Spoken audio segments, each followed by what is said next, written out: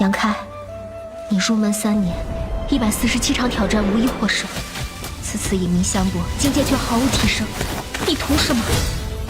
切，软柿子，随便你。废物，还是早点逐出师门为好。不屈之关，永不言败。偏要演一场给你们看看。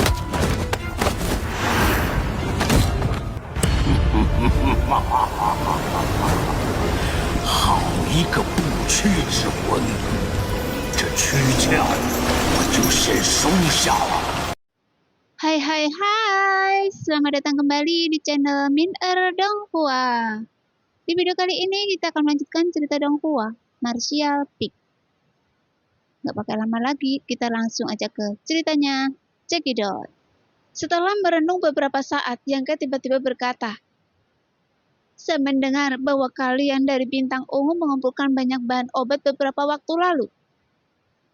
Mendengar itu, Kui Chen terkejut dan berkata dengan cepat, "Saya telah mengumpulkan banyak, tetapi karena tidak ada harta rahasia penyimpanan, tidak peduli saya melindunginya dengan baik. Efek obatnya telah memudar, tetapi tidak berbahaya. Dan saya mendengar bahwa adik laki-laki adalah seorang alkemis, sehingga dapat memainkan peran besar di sini. Dan adik laki-laki itu harus menyempurnakan bahan obat itu sesegera mungkin untuk menjadikan pil obat surgawi." Yang menyeringai, menyatakan kepuasan dan berkata, "Di mana kristal suci Anda?" "Saya telah meletakkan semuanya di tempat tersembunyi. Energi spiritual dunia di sini sangat kaya dan kami telah menggunakannya. Jika tidak, jadi bagaimana kalau saya memberikannya kepada adik laki-laki?" Sangat bagus. Anda sangat baik." Yang mengangguk berulang kali dan menepuk bahu Kui Chen dengan lembut. Dia dalam suasana hati yang bahagia dan mengedipkan mata pada Sento. "Saya akan pergi bersamanya untuk mengambil barang-barang Anda dan kembali nanti." "Dimengerti." Tubuh Sento bergetar dan pinggangnya lurus seperti lembing. "Tanpa penundaan lebih lanjut, sebaiknya kita pergi sekarang." Kui Chen tersenyum sinis, ingin sekali melarikan diri dari tempat ini agar tidak diganggu oleh Yangke lagi. Setelah mengatakan itu, dia meminta maaf kepada Yangke dan memimpin Sento mundur dengan cepat. Melihat dia berpura-pura menjilat dan menyanjungnya, Yueshi mau tidak mau menunjukkan ekspresi menghina di wajahnya. Dia telah berurusan dengan Kui Chen selama bertahun-tahun dan dia percaya bahwa pria ini tidak lebih buruk darinya dalam hal kultivasi dan keterampilan. Mereka berdua berada di tingkat alam Raja Suci, jadi merasa dia sedang diremehkan, sehingga suasana hati yang buruk menjadi semakin buruk. "Adapun Anda?" Yang tiba-tiba menatapnya, kemudian senyuman aneh muncul di sudut mulutnya. Matanya sepanas api, mengamati ke atas dan ke bawah, dan berlama-lama di antara dada montok Yueshi. Setelah beberapa saat, cahaya aneh muncul di matanya. Meskipun Yueshi adalah master dari Heiso dan Hemio, dia jelas tidak muda di usia sebenarnya, tetapi dia memiliki keterampilan kultivasi tingkat lanjut. Jadi bertahun-tahun tidak meninggalkan banyak jejak di tubuhnya, bahkan memberinya pesona yang dewasa. Dan dia tampak seperti wanita muda yang baru menikah, manis dan lezat. Yangke diam-diam memujinya, merasa bahwa kecantikan wanita cantik ini bahkan lebih luar biasa daripada kedua muridnya. Sehingga tatapan Yangke tidak bermoral dan sangat agresif, tanpa penyembunyian apapun. Ditatap oleh tatapan seperti itu, Yueshi tidak bisa menahan ilusi bahwa pakaiannya telah dilucuti. Sepertinya dia berdiri telanjang di depan pemuda ini, dan dia tidak bisa menahan perasaan malu dan kemarahan di hatinya. Tubuhnya gemetar, dan dia berteriak, "Apa yang Anda inginkan? Kami bisa memberi Anda bahan obat dan kristal suci kami, tapi jangan harap saya memohon pada Anda dengan rendah hati, seperti yang dilakukan Kui Chen. Anda cukup berani. Saya menyukainya." Yang mencibir, "Jangan berpikir bahwa saya tidak akan melakukan apapun pada Anda, karena Anda adalah Tuan Heiso dan Hemio. Jika benua ini tidak dilindungi oleh senior Guisu, saya khawatir setelah dibunuh oleh salah satu dari kelompok Anda. Tidak sayang jika orang seperti Anda mati. Yueshi tersenyum dingin. Orang macam apa Anda ini? Apakah Anda mengenal saya? Kualifikasi apa yang Anda miliki untuk mengevaluasi saya? Bukan saja Anda tidak membalas kebaikan saya ketika saya menyelamatkan kedua murid Anda, tetapi Anda selalu waspada terhadap saya dan mempersulit segalanya bagi saya, meskipun cincin yang Anda berikan kepada saya telah saya kembalikan. Saya tidak peduli tentang itu, tapi karena Wewu ingin membunuh saya, jadi saya membunuhnya, karena kurangnya kekuatannya sendiri. Jika Anda ingin tahu alasan saya membunuh Wewu, tanyakan kepada kedua murid Anda dan hati-hati. Orang macam apa saya ini? Dan orang macam apa Wewu? Yangga berteriak keras. Apa maksud Anda? Yueshi mengerutkan kening dan memandang Yangga dengan curiga, merasakan ada sesuatu di balik kata-katanya. Bia! Teriak Yangga. Iya. Bia memaksakan senyum dan raut wajahnya yang licik. Anda dari bintang ungu, ceritakan padanya bagaimana Anda menemukan Heiso dan Hemio, dan bagaimana Anda memaksa mereka masuk ke dalam jurang kekacauan. Yueshi mau tidak mau mengarahkan pandangannya pada Bia dan menunggu jawabannya. Namun bagaimana Bia berani menyembunyikannya?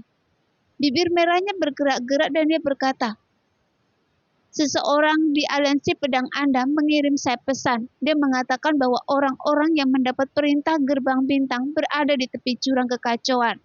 Jika tidak, bagaimana saya bisa menemukan kedua saudara perempuan itu di alam bintang yang luas?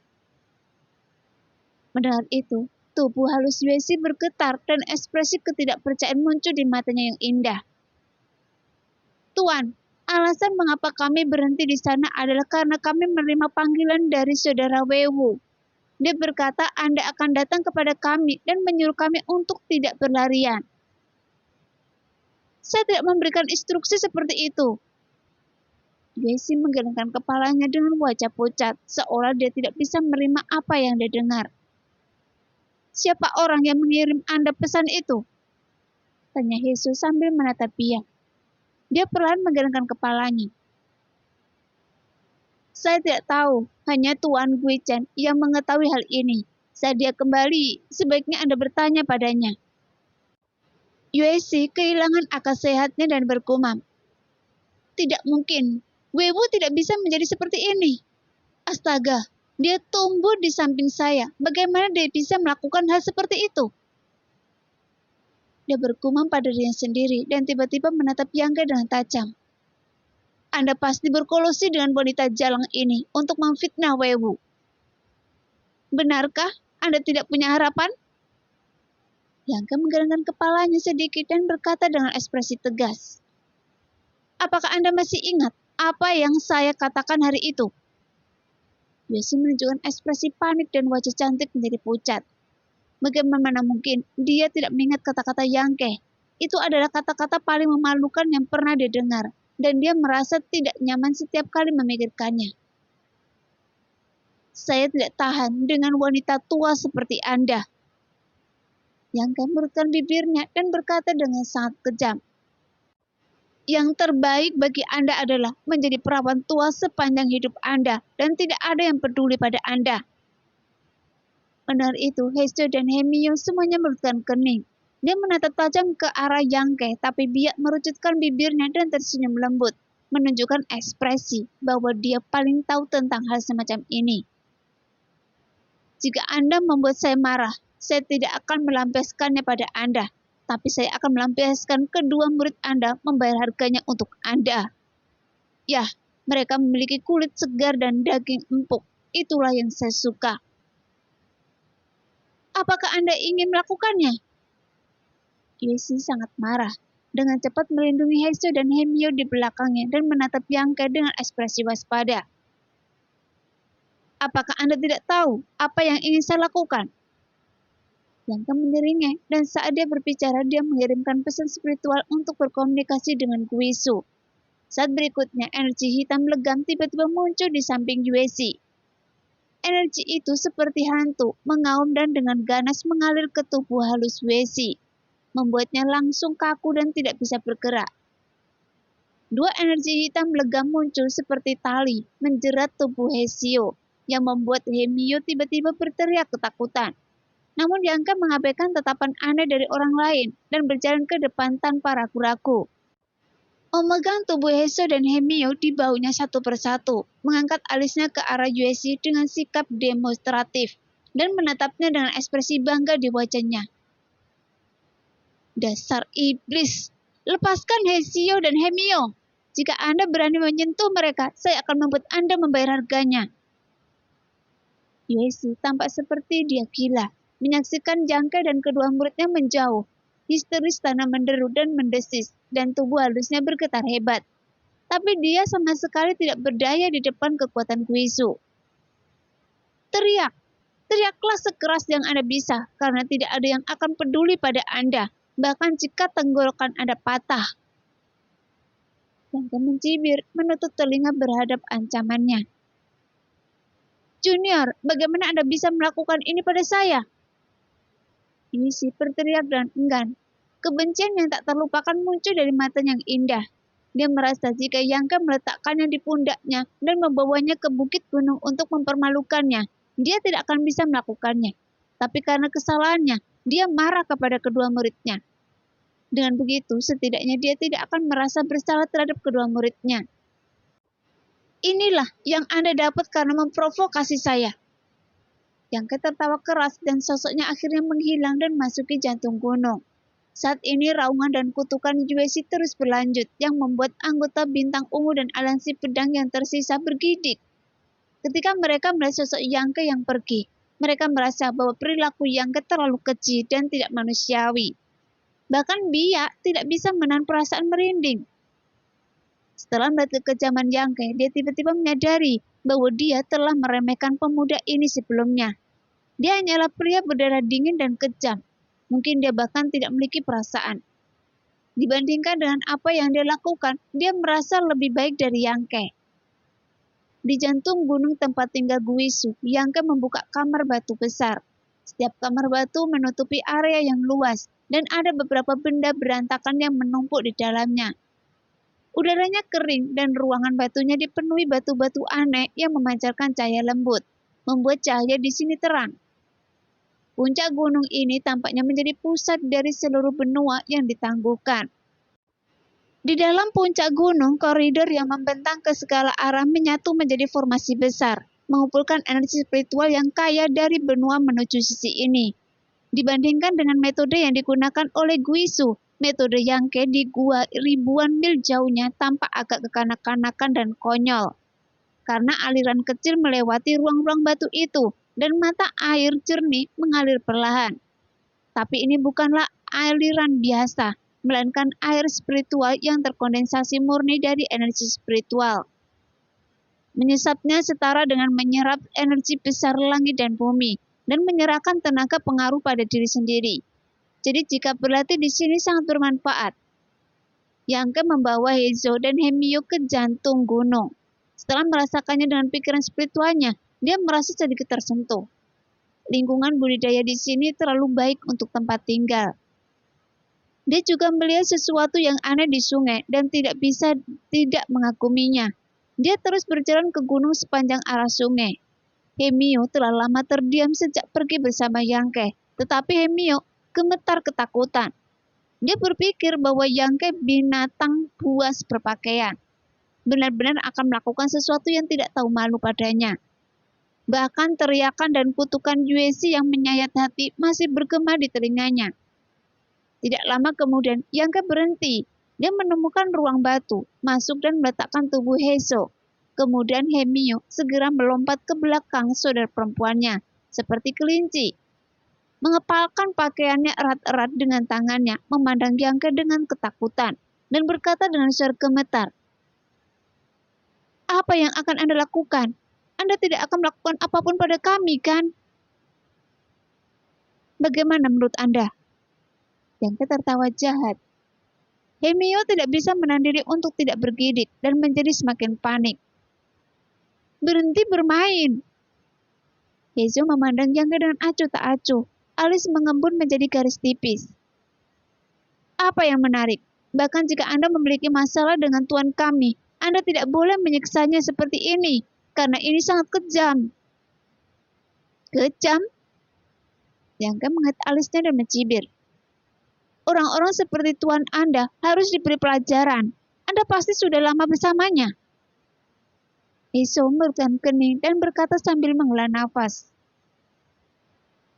Guru terkadang memang keras kepala dan menolak mengakui kesalahannya. Sama seperti beberapa waktu lalu, dia dengan jelas tahu bahwa dia tidak boleh terlalu mewaspadai Anda atau mempersulit Anda. Dia harus rendah hati kepada Anda dan terima kasih telah menyelamatkan kami. Tapi dia masih tidak bisa menghilangkan wajahnya itu. Itu karena kekuatan saya rendah dan tak terlihat di matanya. Yang Ke menggelengkan kepalanya perlahan. Tuan, bukanlah orang jahat dia. Tak perlu dikatakan lagi, dia pernah memiliki niat untuk membunuh saya. Jadi dia harus membayar harganya. Saya akan memutuskan hidup dan matinya berdasarkan penampilannya yang halus. Mendengar itu, tubuh Heizou gemetar dan sedikit gelisah sambil melihat Yang Ke. Anda ingin membunuh guru kami? Saya akan melihat sikapnya. Lagi pula saya tidak akan membiarkan siapapun yang memusuhi saya hidup di dunia ini. Yang Ke memandang dengan dingin. Bahkan jika dia adalah guru Anda, jika Anda ingin membalas dendam pada saya untuk ini, saya tidak akan menunjukkan belas kasihan. Apakah Anda tidak mempersulit kami? Heizou tersenyum pahit. Itulah sebabnya saya membawa Anda masuk. Yang Ke berkata dan menggunakan pikiran spiritualnya untuk berkomunikasi dengan Guizhou. Setelah beberapa saat, energi jahat yang menahan Heizou dan Hemio tiba-tiba surut, memungkinkan mereka mendapatkan kembali kebebasannya. Cari tempat untuk berlatih sendiri. Jangan berpikir untuk melarikan diri saat ini, karena Anda juga tidak bisa keluar. Perintah Yang Ke dan pergi. Setelah Yang Ke pergi, Hemio mengintip keluar, menarik nafas dalam, menepuk dadanya dengan tangan kecilnya dan berkata, "Itu membuat saya takut setengah mati. Saya pikir dia benar-benar akan..." Heizou tertawa. Apa yang harus dia lakukan? Menurut Anda, dia akan melakukannya? Wajah Hemio memerah dan dia tetap malu dan diam. Dia bukan orang seperti itu. Dia membawa kita masuk. Pertama untuk menghukum Tuan, dan kedua untuk memberi kita keuntungan. Untuk memberi manfaat bagi kita? Hemio tercengang. Saat Guizhou hendak melemparkannya ke terowongan kosong, bukankah kita mengatakan hal-hal baik padanya? Heizou tersenyum dan ruangan batu yang sepi itu tiba-tiba menjadi lebih berwarna. Dia adalah pria yang memiliki kejelasan rasa dendam. Dia memimpin kita ke sini pasti untuk melatih kita. Benarkah? Menurut saya, dia cukup menakutkan. Hemio tampak ketakutan. Sekarang dia mengingat penampilan Yang Ke, mau tidak mau, dia merasa sedikit takut. Dia diam-diam merasakan ini. Orang-orang terlalu kejam. Bagaimana dengan Tuan? Apakah yang harus kita lakukan? Hemio bertanya. Dia masih bisa mendengar teriakan Yueshi yang sedih dan marah bergema di telinganya, sehingga membuatnya cemas dan khawatir. Heizou tersenyum misterius dan mengeluarkan harta rahasia kompas yang digunakan untuk komunikasi. Kemudian kedua saudara perempuan itu saling memandang dengan mata indah mereka yang cerah. Segera Heizou menuangkan pemikiran spiritualnya ke dalam harta rahasia dan mengirim pesan kepada gurunya untuk memberitahukan situasi mereka saat ini. Di ruangan batu lain, Yang Ke menemukan tempat duduk bersila, memikirkan rencana masa depannya. Meskipun dia dan Guizhou telah mencapai kesepakatan sekarang, dia tidak yakin apakah dia bisa meninggalkan benua itu dengan menghancurkan kehampaan.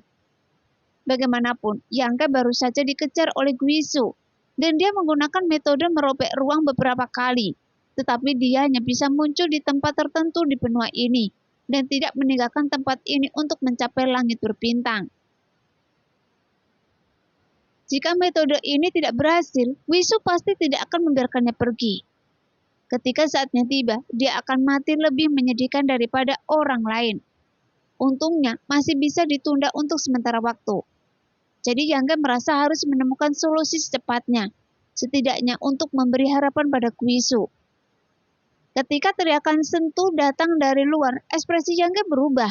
Dia mengangkat kepalanya dan bertanya, "Senior, bisakah teman saya masuk?" "Siapapun yang Anda inginkan bisa masuk. Lagi pula ada banyak kamar batu di sini." Suara Guizu tiba-tiba terdengar. Segera Yangke mengangguk, melepaskan pikiran spiritualnya dan memberitahu Sentu. Setelah beberapa saat, Sentu masuk, membawa tas besar dan kecil berisi barang-barang. Dia berjalan berkeliling dan mengagumi bunga-bunga dan sepertinya terkesan dengan lingkungan budidaya di sini. Sepanjang perjalanan ke ruang batu tempat Yangke berada, dia dengan lembut meletakkan barang-barang yang dia pegang di pundaknya dan berkata, "Semua barang yang dikumpulkan oleh orang-orang dari Bintang Ungu selama periode ini, dan Gui Chen tidak berani untuk melakukan apapun." "Dan kristal suci?" Sosok cantik muncul dari belakang Sentu, dan wanita cantik biak muncul di depan Yangke sambil tersenyum. Yangke menatapnya dan kemudian ke Sentu. Sentu mengangkat baunya dan berkata, "Dia harus mengikuti saya ke sini. Jika tidak, saya tidak akan bisa memindahkan barang-barang sendirian." "Saudaraku, saya datang ke sini hanya untuk meminta maaf pada Anda," kata Bia tampak penuh perhatian. Dia tampak menyedihkan, matanya yang indah dipenuhi kabut, dan dia sama ketakutannya dengan seorang gadis kecil yang telah melakukan kesalahan. Dia menggigit bibir merah tipisnya dengan ringan, dan Yangke melihat Bia berkata, "Jangan khawatir, mari kita lupakan masa lalu, oke?" Suaranya lembut dan manis, dan matanya yang indah penuh kesedihan. Jauh di lubuk mata indah itu nampaknya ada rasa penyesalan yang mendalam, membuat orang merasa bahwa dia dengan tulus mengakui kesalahannya, sehingga Yangke tiba-tiba merasakan hati yang protektif untuk memaafkannya atas semua perbuatan sebelumnya. Tapi Sentu tidak bisa menahan diri untuk tidak bergidik ke samping, menggosok lengannya dengan tangannya dan berkata tidak puas, "Sial, saya merinding. Anda tidak bisa berbicara dengan baik. Kenapa Anda harus berbicara begitu cengeng?" Dia melototinya dengan tajam, lalu tersenyum manis pada Yangke. "Saya tahu, saya cukup jahat, tapi selama Anda menyukainya, saya hanya akan mendengarkan Anda mulai sekarang. Biarkan saya bekerja untuk Anda, dan saya tidak memiliki keluhan." Sentu terkejut. "Anda juga tahu bahwa Anda jahat?" Wajah Bia berkedut dan dia sepertinya ingin segera mencekik Sentu sampai mati. Tetapi karena dia berada di depan Yangke, dia tidak berani marah, sehingga wajahnya yang cantik terlihat jelek. "Menjadi sapi atau kuda?" Senyuman lucu muncul di sudut mulut Yangke. Bia mengangguk dengan berat. "Saya tulus." "Apa yang Anda inginkan?" Yangke memandangnya dan bertanya. "Hidup." Dia berkata singkat. "Oke, demi kejujuran Anda bisa mengikuti saya mulai sekarang." Yangke mengangguk ringan. Mata indah Bia tiba-tiba bersinar cemerlang, dan dia berkata dengan gembira, "Terima kasih adikku, saya akan melayani Anda dengan sepenuh hati, dan tidak akan mengecewakan Anda. Baiklah, saya harus memanggil Anda apa di masa depan?" Sambil berbicara, wajah Bia memerah, seolah-olah dia tampak sedikit pemalu, sedikit tulus dan sedikit menyentuh. Bahkan Sentu tidak bisa menahan diri untuk tidak menatap lurus ke arahnya dan terus menggoyangkan kepalanya. "Anda wanita, Anda benar-benar tahu bagaimana harus bertindak. Jika saya tidak mengetahui detail Anda, saya khawatir saya akan tertipu oleh Anda. Siapapun yang melihatnya seperti ini mungkin akan merasa kasihan dan tidak memiliki kewaspadaan terhadap Anda. Tuan dan pelayan, mohon luangkan waktu Anda dan bermain. Saya tidak akan mengganggu Anda." Sentu berkata dan bertanya, "Yangke, bisakah saya menemukan tempat tinggal di sini?" "Tidak masalah," kata Yangke sambil tersenyum pahit. "Terima kasih." Sentu menyeringai, dan ketika dia hendak pergi, dia melihat botol giok dilemparkan oleh Yangke, dan dia mengulurkan tangan untuk menangkapnya. Apa ini? Sebotol ramuan suci, ini untuk budidaya. Sentu tertawa keras. Saudaraku, Anda punya hati. Anda bisa melakukan apapun yang Anda mau. Saya akan menutup kesadaran saya dan memastikan bahwa saya tidak akan mendengar apapun. Setelah berbicara, Sentu menghilang. Tuan, apakah Anda ingin saya membuat Anda meremas bau Anda? Menurut saya, Anda terlihat sangat lelah. Bia memandang Yangke dengan matanya yang indah dan penuh pesona, dan lehernya yang ramping dan putih memiliki warna merah yang aneh. Cahayanya seakan membuat nafas menjadi lebih panas. Setelah mengatakan ini, terlepas dari apakah Yangke setuju atau tidak, dia berjalan tepat di belakangnya, duduk bersila dan tubuh halusnya mengambil inisiatif untuk menempel padanya dan meletakkan kedua tangan gioknya di bahu Yangke dan meremasnya dengan lembut. Gerakannya selembut air, seolah-olah dia sedang merawat orang yang tergila-gila dengan kekuatan yang tepat. Aliran kekuatan yang tak dapat dijelaskan menstimulasi tubuh Yangke melalui ujung jarinya, membuat Yangke merasa nyaman. Bagaimanapun dalam pengejaran Guisu, dia sangat lelah. Tapi sekarang, semua kelelahan hilang dalam sekejap, dan saya tiba-tiba menjadi energik. Keahlian Anda cukup bagus. Yangke tercengang. Selama Tuan menyukainya. Bia mengembuskan nafas ke telinga Yangke dan berkata dengan rasa kasihan pada diri sendiri. Saya tidak punya kemampuan lain selain melayani. Melayani laki-laki? Bia terkekeh dan tidak peduli dengan godaan Yangke. Oke, jangan gunakan teknik menawan Anda pada saya, karena teknik menawan tidak ada gunanya bagi saya. Yangke berteriak dengan tidak sabar. Gerakan Bia membeku, dia dengan cepat menahan pesonanya dan memaksakan senyuman. Anda sudah terbiasa. Tuan, jangan salahkan saya. Jika saya menginginkan seorang wanita, ada 2 wanita yang belum tersentuh di kamar batu di sebelah saya. Jadi Anda tidak bisa merayu saya. Tuan, menurut Anda saya tidak bersih. Bia tersenyum pahit dan tiba-tiba berkata, kalau begitu, apakah Anda ingin saya melatih kedua gadis itu? Saya juga sangat pandai melatih wanita. Saya jamin mereka akan sangat menarik. Pesona sang master adalah dia secara aktif menawarkan tubuh dan pikirannya, dan tidak hanya mengizinkan Anda melakukan apapun yang Anda inginkan, tetapi juga mengambil inisiatif untuk memintanya. Mendengar itu, wajah Yangke menjadi gelap. Saya menyesal meninggalkan Anda di sini. Seketika, Bia tiba-tiba tidak berani mengatakan apa-apa. Dia jujur. Melayani Yangke dengan setia, dia dengan sengaja atau tidak sengaja menempelkan tubuh panasnya ke punggung Yangke. Setelah beberapa saat, Yangke melambaikan tangannya dan berkata, mundur dan cari tempat tinggal sendiri. Saya akan memanggil Anda jika saya membutuhkan. Dan Anda tidak diizinkan masuk ke sini tanpa instruksi saya. Segera Bia berdiri dan pergi dengan pinggulnya yang indah bergoyang. Di ruang batu di samping, Hemio bersandar ke samping, menempelkan telinganya ke dinding batu, dan tiba-tiba berkata dan marah. Kakak, Yangke benar-benar berhubungan dengan Bia. Sungguh tidak tahu malu. Saya pikir kita harus sangat berhati-hati di masa depan. Tapi Heso yang duduk bersila di tanah dan tetap diam. Adapun Guisu, dia belum muncul selama setengah bulan dan tidak ada yang tahu apa yang dia lakukan.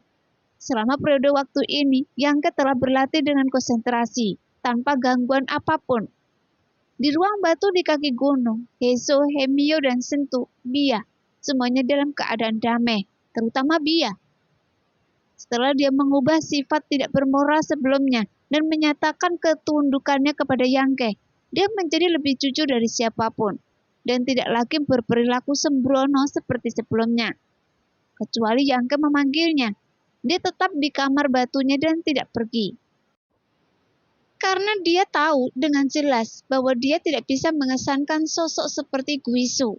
Jika dia ingin bertahan hidup, dia hanya bisa bekerja keras untuk Yangke. Selama Yangke bahagia, dia akan memiliki kesempatan untuk bertahan hidup. Karena alasan ini, dia tidak ragu-ragu untuk melawan Guichan, dan bahkan menyerahkan harta rahasia kompas yang digunakan untuk berkomunikasi dengan prajurit bintang ungu kepada Yang Ke, untuk menunjukkan tekadnya.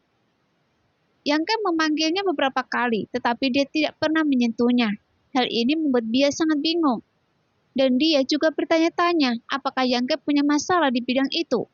Jika tidak, mengapa dia begitu acuh tak acuh terhadap wanita? Dia sudah menegaskan bahwa dia bebas mengambil apapun yang dia mau, dan dia tidak akan melawan. Tapi Yang Ke tidak tergoda sama sekali. Seharusnya sebagai seorang pemuda yang penuh energi, Yang Ke memiliki keinginan yang lebih kuat dari siapapun. Oleh karena itu, dia menjadi semakin curiga. Matanya berubah ketika dia melihat Yang Ke, dan dia merasa kasihan padanya. Pada hari ini, Yang Ke sedang berlatih. Ketika dia tiba-tiba menyadari ada sesuatu yang tidak beres. Dia buru-buru membuka matanya dan melihat Guisu berdiri dengan tenang di depannya. Matanya menatapnya lurus ke arahnya, sehingga Yang Ke menegang dan merasa ngeri. Saat ini kesadaran spiritualnya juga cukup luar biasa, tetapi dia masih tidak dapat mendeteksi kapan Guisu datang kepadanya. Jadi harus dikatakan bahwa budidaya master tua ini terlalu menantang surga. Senior, apa yang Anda inginkan dari saya? Yang Ke bertanya. Nak, apakah Anda lupa misimu? Guisu berkata dengan sedikit ketidakpuasan. Saya tidak membiarkan Anda datang ke sini untuk meningkatkan kekuatan Anda. Tentu saja, saya tidak akan melupakannya. Tetapi bidang ruang di benua ini belum sepenuhnya stabil. Jadi saya tidak dapat mendeteksi apapun. Bahkan jika saya menggunakan metode merobek ruang. Yang Ke menjawab dengan tenang dan kemudian berkata setelah beberapa saat. Tetapi, jika senior ingin, saya bisa pergi untuk melihat situasinya. Ada yang lain? Guisu menunjukkan ekspresi bingung. Langit berwarna-warni itu. Jika tebakan saya benar, langit berwarna-warni itu adalah sangkar yang mengikat benua ini. Justru karena itulah senior tidak bisa pergi dari sini. Itu benar. Anak muda, penglihatan Anda bagus. Energi berbagai bintang di jurang kekacauan berkumpul di langit benua ini. Mereka bahkan lebih aneh dari jurang kekacauan itu sendiri. Itu membuat orang tidak dapat memahami arahnya. Jadi tidak ada yang bisa terbang menjauh dari benua ini. Tapi Anda bisa mengatakannya, sehingga sama sekali di luar dugaan saya. Jadi sebaiknya saya pergi dan mencari tahu. Setelah Guisu mengatakan ini, dia langsung meraih Yang Ke, meninggalkan lereng gunung seperti kilat, dan mencapai langit di atas daratan. Ketika Yang Ke sadar kembali, dia tiba-tiba menyadari bahwa dia sudah berdiri ribuan kaki di atas daratan. Jika Anda melihat lebih dekat, apalagi yang bisa Anda lihat? Guisu berdiri di samping Yang Ke. Dia bertanya dengan tenang. Yang Ke mengangguk dan melepaskan pikiran spiritualnya, menyebar ke segala arah. Setelah beberapa saat dia merutkan kening dan berkata, di sini benar-benar kacau. Bahkan jika pikiran spiritual saya berjalan melewatinya, saya tidak dapat menemukan arah yang benar. Karena lapisan ini mengganggu penilaian normal. Senior, berapa luas area yang mencakup hal ini? Guisu merenung sejenak dan berkata, benua ini tidak terlalu besar dan area yang dicangkup oleh bidang kacau tidak terlalu luas. Diperkirakan jaraknya ribuan mil. Jika saya merobek ruang di sini, paling banyak teleportasi yang saya bisa sejauh 6 hingga 700 mil. Jika cangkupan bidang ini begitu besar, itu berarti saya harus mengobrak-abrik ruang tersebut setidaknya belasan kali. Sebelum saya dapat melarikan diri dari jangkauan bidang tersebut, dan saya tidak bisa membuat kesalahan kapanpun. Yang Ke merutkan kening dan menggelengkan kepalanya. Itu sulit. Jika menurut Anda itu sulit, lalu mengapa saya harus meninggalkan Anda? Guisu mencibir. Lebih baik membunuh Anda sekarang dan gunakan teknik pencarian jiwa untuk menjelajahi ingatan Anda. Dan saya akan menemukan cara untuk melakukannya sendiri. Yang Ke terkekeh. Ini adalah pilihan terakhir. Jika ini bukan pilihan terakhir, senior tidak mau melakukan ini, kan? Mendengar itu, Guisu mendengus. Hal semacam ini tidak bisa terburu-buru. Senior, harap tunggu setengah bulan lagi. Setelah setengah bulan, bidang ruang di daratan akan stabil. Lalu saya akan memikirkan solusinya. Hanya itu yang bisa kita lakukan. Guisu mengangguk tak berdaya. Senior, apakah Anda punya instruksi lagi? Jika tidak, saya akan pergi sekarang. Tunggu sebentar. Guisu mengangkat tangannya dan berkata, tiba-tiba mengulurkan tangannya dan meletakkan tangannya di bahu Yangke. Kemudian perasaan yang sangat dingin mengalir ke tubuh Yangke. Seperti belalang yang melewatinya, menyapu setiap inci daging dan darah Yangke, memeriksa luar dan dalam. Tiba-tiba ekspresi Yangke tiba-tiba berubah, dan dia tidak tahu mengapa Guisu tiba-tiba melakukan hal seperti itu. Saat berikutnya, ekspresi Guisu bergerak sedikit, dan dia menggerakkan tangannya dan sesuatu muncul di tangannya. Dan itu adalah buku misteri ajaib. Sehingga wajah Yangke tiba-tiba menjadi sangat jelek. Matanya bersinar dengan kewaspadaan saat dia menatap Guisu. Apa menurut Anda saya tidak bisa merasakan keberadaan harta rahasia yang tersimpan di tubuh Anda? Guisu mencibir. Saya hanya tidak memperhatikannya, tapi benda ini sepertinya agak aneh. Dari mana Anda mendapatkannya? Dari benua tempat saya dilahirkan. Yangke menjawab dengan jujur. Sepertinya ada warisan di dalamnya. Guisu terus bertanya dengan serius. Ya. Yangke kaget di dalam tetapi tenang di luar. Tidak heran, ada dua kekuatan yang sangat berbeda di tubuh Anda, dan beberapa kekuatan eksternal yang tidak dapat dijelaskan ada dalam diri Anda.